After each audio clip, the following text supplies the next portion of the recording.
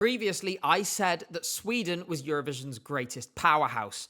After Melodifestivalen this year, I don't think I can say that anymore. Before I tell you why, just a quick reminder to like this video if you enjoyed it, subscribe to the channel, follow me on Twitter, follow my editor Jay on Twitter, you can follow me on Instagram too. And don't forget, subscribing on Patreon means you get to see the videos at least a day early. I have been watching Melodifestivalen for years, and it is the highlight, or one of the highlights, of national final season every single year. It's so popular in Sweden that it actually gets more viewers than Eurovision itself. There is enough in this selection to talk about that we could make a whole video on it alone. So that's exactly what we're going to do. This brings back a lot of memories. I remember seeing Euphoria by Loreen for the first time, Bluffin' by Liamo becoming one of my most streamed songs, cry jams like Hold Me Closer by Cornelia Jacobs, and one time at a party I won a bottle of champagne for lip syncing to Carpool Karaoke by Nonna Gronvall. Now you ask, what do all these songs have in common? And it's not just that they were all in Melodifestivalen. You can sing all of these songs on Singer Karaoke, who are the sponsors of today's video. As you guys might have noticed by now, I quite like doing a bit of karaoke myself.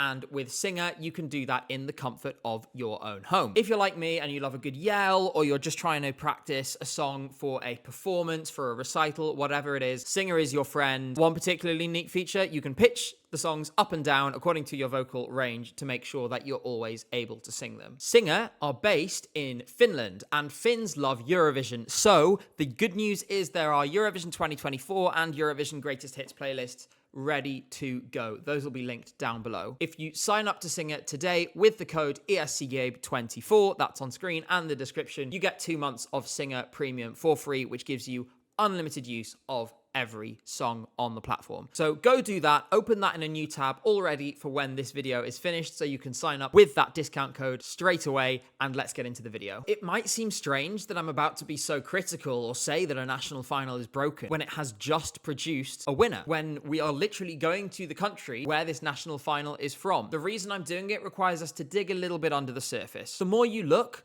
the more things here just don't look right. Firstly, a few changes to put in your head now because they're going to become important later. This year, instead of 4 heats with 7 songs plus a second chance round, instead you had 5 heats with 6 songs each. Instead of 28 total songs in the competition, you had 30. From each heat, 2 songs qualify automatically for the final, and another 2 go to a kind of second chance round, which took place immediately after the final heat on the same evening. The sort of top 2 ranked songs using this bizarre formula then went on to join the others in the final. We're going to go into more detail later about why this is important, but for now, just keep that detail in your mind. And in the meantime, let's get on and talk about the 12 songs that were in the final on Saturday night. Opening the show was Maria Sir with her song Love Me When I'm Gone.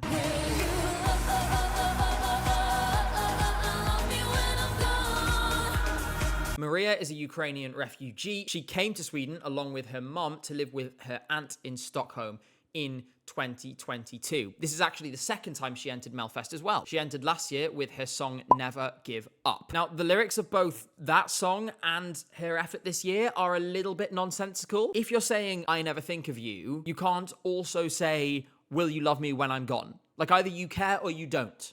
Make a choice. In any case, this was still a much better performance from Maria than her song last year. The song is better. You can tell how much she's developed as an artist. And while it's quite a straight down the line club banger, it's well executed, it's well performed. I really loved the laser show that they had going on in this song. It was really impressive. And for Maria, it represents a big step forward. I think we're going to hear a lot more about her in coming years, so this is one to watch. Second on the night was one of the songs that came through the second chance round we talked about before. This was Back to My Roots by J. Smith. I'm back to my roots now, baby.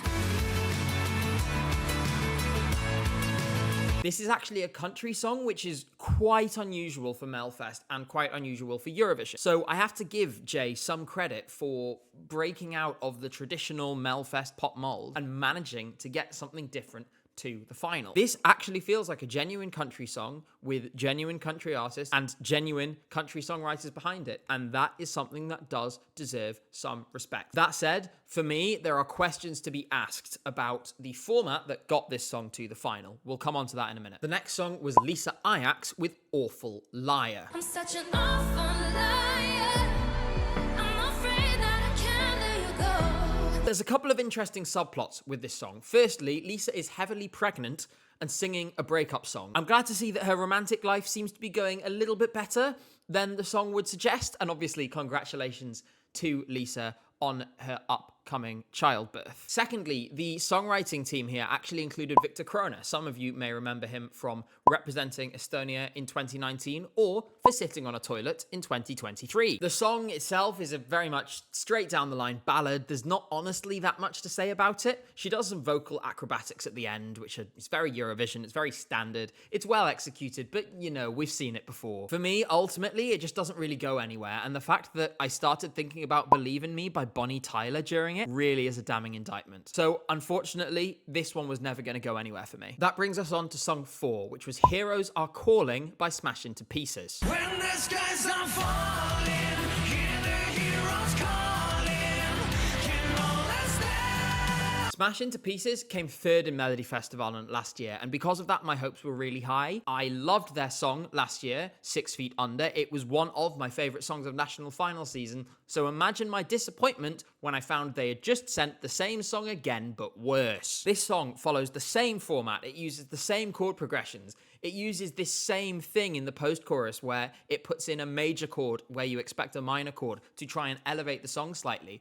It's just not creative. If I wanted to listen to 6 Feet Under, I would just listen to 6 Feet Under. You know, I gotta say, I think it's really sad that the only way we can get rock music in Melfest is if we have essentially a pop song with pop music progressions, but they have a few guitars and a drum kit on them. Like, it just doesn't feel authentic at all. This is as sanitized as it gets, and like I said, it's a massive, massive downgrade. Next up was Katsia Peer with Give My Heart a Break. Not a single drop, got no more tears to cry.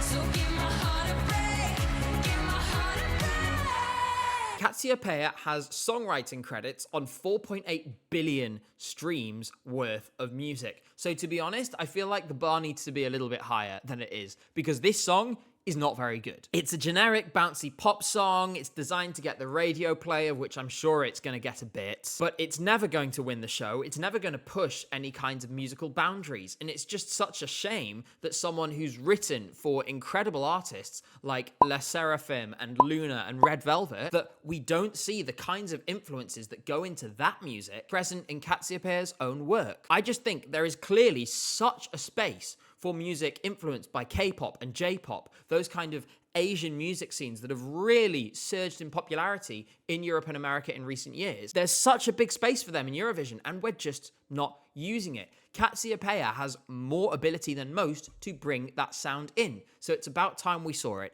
Unfortunately, that wasn't the case with this song at all. This was yet another returning artist that I was left disappointed by. You may be noticing this is starting to become a theme. Next up after Katsia Peer was Annika Vikkehalder with her song Light.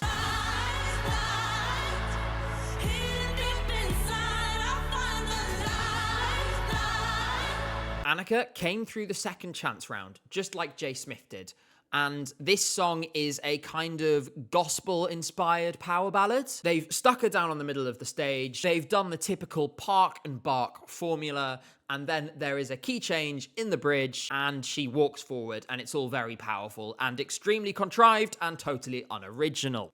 I'm so fed up of these 2000 era key changes. I know they're a Eurovision institution, but it's such a cheap way to elevate a song, and I just find it dull now. Like, if your song is that weak that you need that, then you need a better song. As a result, this didn't make much of an impression on me, and I forgot it quickly after I saw it. We're already halfway through the participants here, so just bear with me. Let's keep on going. Next up, we have Marcus and Martinez performing 7th on the night with their song, ironically titled Unforgettable. She's unforgettable.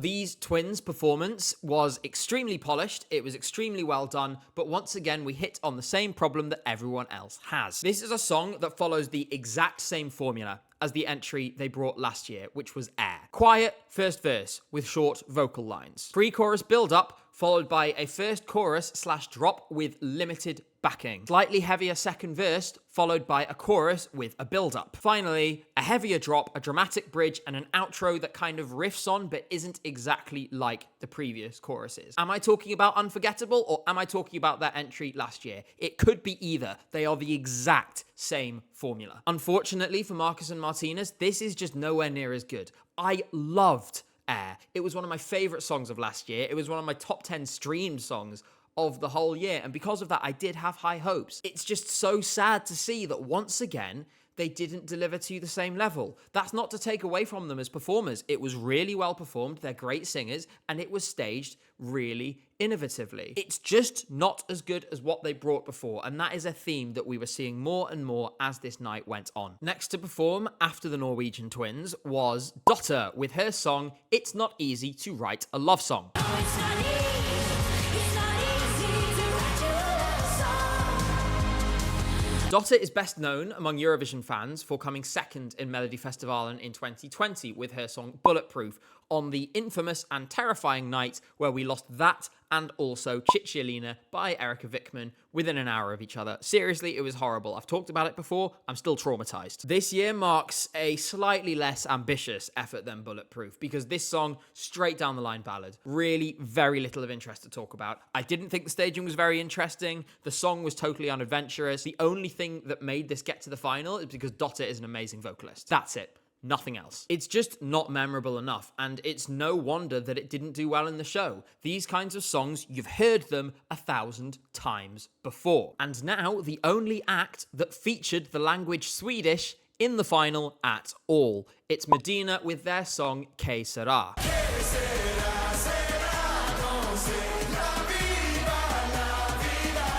Medina's previous effort, Ini Diman, was one of my favourite Eurovision national final songs of that year, and unfortunately, again, this one doesn't quite live up to that same level. That said, it's a lot better than a lot of what we saw on this night. I want to give them credit because the performance was really enjoyable. I found myself singing along, found myself bopping along to the song as it was happening, which didn't really happen for anyone else. And these guys are just experts at bringing the party. It was loads of fun. I'd happily listen to it again, and it was way more memorable than a lot of the other things that we heard on the show. Serious credit for using Swedish, because for whatever reason, Sweden is totally allergic to using Swedish in its Eurovision entries. For that reason, even bringing a Swedish song to the show is really brave. If I had to criticize one thing, I would say that the 2000 style key change, much like other songs in this national final, was not needed at all, and they should have done away with it. But everything else was done pretty well. So Medina, I'm letting you off this time. We have now done 9 out of 12, and that means 3 more to go. So let's move on to Dragon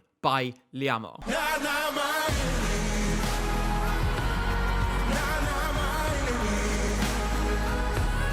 Liamo's previous effort, Bluffin', was one of my most streamed songs of all time. This will not be. This song has a shade of Imagine Dragons about it, which unfortunately for Liamo puts him at least half a decade out of date. The song itself is a fairly standard power ballad with a fairly disappointing chorus, with a bunch of fire around it to try and elevate it. It doesn't really work. Unfortunately, for a really talented performer, this song is a really poor use of his abilities. It builds and then it doesn't go anywhere. And you're left wanting more, not in a good way. 2 left to go, and next up is Jacqueline with her song Effortless. Call the police, 'cause you just stole my heart.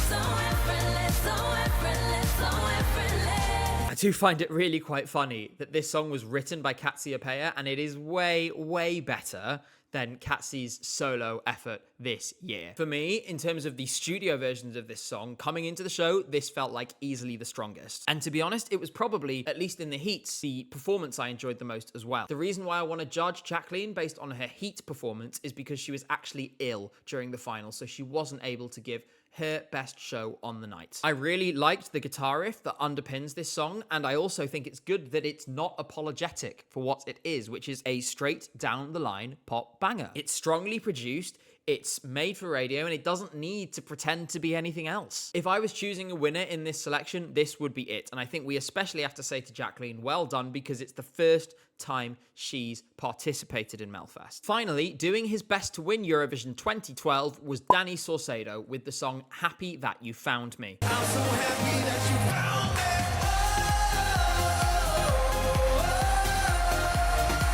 First things first, some points in Danny's favour. This song is about how much he loves his newborn song, which is really, really cute. Unfortunately, the song itself leaves a lot to be desired. This would have done well in Eurovision in the early 2010s, but to be honest, now it just feels so dated. I have heard this exact synth banger formula 50 times, 100 times in Eurovision, in Melfest, in other national selections. It's been done. It's over. It's time to move on. I really don't need to hear this again, and Danny is such a good vocalist that it just feels like a waste of his abilities. Also, a side note, in the bridge of this song, when the prop on stage falls over, it's meant to do that, but it looks like it's an accident. It looks so much like it's an accident that the commentator during the show had to clarify it wasn't. That means your staging is bad. Fix it. That was our final lineup, and for my money, it was one of the weakest Melfest lineups in years. I was particularly disappointed by the returning artists, except for you, Maria Sir, you're doing amazing, sweetie. But the rest of you, seriously, what happened? In particular, despite the fact that I do quite like the song Unforgettable,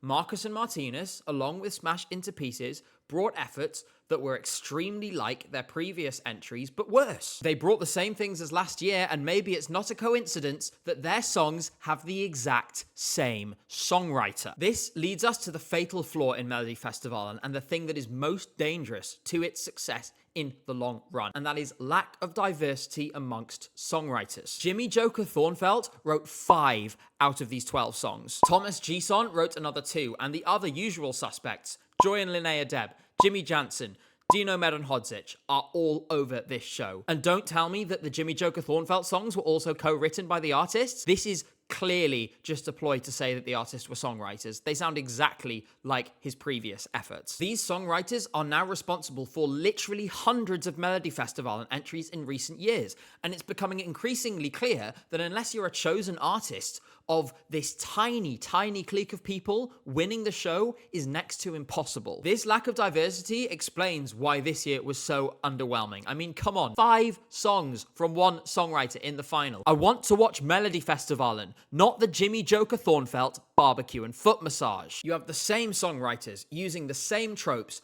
the same artists, the same kinds of songs in the final every single year, and it is forcing everyone to the middle of the road. It's no wonder that we never have even the risk of Sweden doing something risky at Eurovision. Nothing gets even close. Credit where credit is due, Sweden is unmatched when it comes to production, when it comes to staging. In particular, Marcus and Martinez, Jacqueline and Medina had incredible staging concepts that deserve to be applauded. The problem is, you can't just rely on staging every year to elevate middle-of-the-road, boring, nothing burger songs. When quality is getting hollowed out more and more in the way it has been in the last few years, you can't keep relying on Cornelia Jacobs or Loreen to come and save you and give you a good result. Eventually, you're going to crash and burn. Something is going to go wrong. This issue is critical now, and it isn't just born out of the songwriters who succeed either, because format changes have caused yet another problem for Melodifestivalen. Let's remind ourselves of that heat format and why it changing is important. Remember that instead of 7 songs in 4 heats, with a second chance round, you now had 6 songs in 5 heats. So that's more songs in the show overall, 30 rather than 28. But crucially, that meant to determine the final 2 places in the final, you had a second chance round essentially taped on to the end of the 5th heat. What this meant was you had 2 songs going into this second chance round where everyone voted for the remaining 2 songs they'd like to see in the final that had just performed that evening. And lo and behold, recency bias took over, and the 2 songs that went through were the 2 songs that were performed earlier in that heat. As a result, we lost I Won't Shake by Gunilla Persson. everyone's favorite Real Housewife. We lost Circus X by Scarlett, the only genuinely interesting and subversive pop song in the entire selection. And most egregiously, it meant that the song that is literally number one in Sweden right now, Unga and Fria by Fröken Snusk, sorry for the pronunciation, didn't even make it to the final. Seriously, if a song can be number one in your country and it doesn't even make it to the final of the selection when it was performed well on the night, that just shows your selection is broken. The format is wrong. That should never be happening. At this point, some of you quite rightly might be asking why I'm being so harsh on Switzerland, why I'm being so harsh on Sweden, considering the songs were still decent, if underwhelming, the production was great, and the staging was great. The thing is, we should expect way better than decent, way better than passable from Sweden. They are the powerhouse. They are the ones to beat in Eurovision, and they should be setting the standard for everyone else to try and meet. They have the music industry to produce so much better than this, and they're just not doing it right now. If this show wants to be considered on the level of something like Sanremo in Italy, which delivers 30 mostly really good songs every single year, they have to do much better than this. You cannot claim to be the example to beat if Finland, Norway, and Serbia all have more diversity in their national finals than you. That just won't go. I hold Melfest to such high standards because I love this show. I grew up watching this show. And it's really sad for me to see the magic start to be lost a little bit. It doesn't grab me in the way it used to. It doesn't grab a lot of people I know, a lot of other fans, in the way it used to. This year, it felt like something really special was lost. And make no mistake, this has to be the moment at which it changes. We must see more diversity in terms of songwriters, in terms of genres of music. There has to be something else, because there's simply no excuse when you have 30 slots to produce something this weak. And by the way, by genre diversity, I mean actual genre diversity, not weak imitations of other genres like we saw in the final of the show this year. We need a system that rewards, doesn't punish acts like Scarlett, that show the diversity, the vibrancy of the Swedish music industry. And most importantly, a show with less Jimmy Joker Thornfelt. In terms of who won the show, in the end, it was Marcus and Martinus, with Sweden clearly so offended by the fact that Norway had sent a song in Norwegian that they've sent some Norwegian twins singing in English just to restore the balance. I think these two are probably on for a top 10 finish in Malmö because the song is pretty strong. Like I said, it's not too bad. The staging is excellent and it's well presented. That said, one challenge for them will be they have drawn to perform first in the grand final, which is a challenge for anyone, no matter how strong the package. It does, however, give us the chance for the beautiful irony of a song called Unforgettable being forgotten by the televote. We'll wait and see whether that happens. I personally don't think it will. Unfortunately, this is bad news because it means Sweden will not learn its lesson. We're going to get a show next year that has all of the same problems as this one, maybe with the format slightly tinkered with. And that is sad because it means Melfest is going to go through another year of mediocrity. And that has to change. Of course, we shouldn't forget, if you want to relive the glory days of Melodifestivalen when it was much stronger than this, Singer can help you do that in karaoke form. Again, my discount code, which will get you 2 months free, is in the description. Beyond that, thank you all so much for coming. Make sure to like the video and subscribe to the channel if you haven't already. Next week, we're going to be talking about San Marino, Serbia, and Latvia, and I can't wait to see you there. Until then, take care, thanks for watching, and see you soon.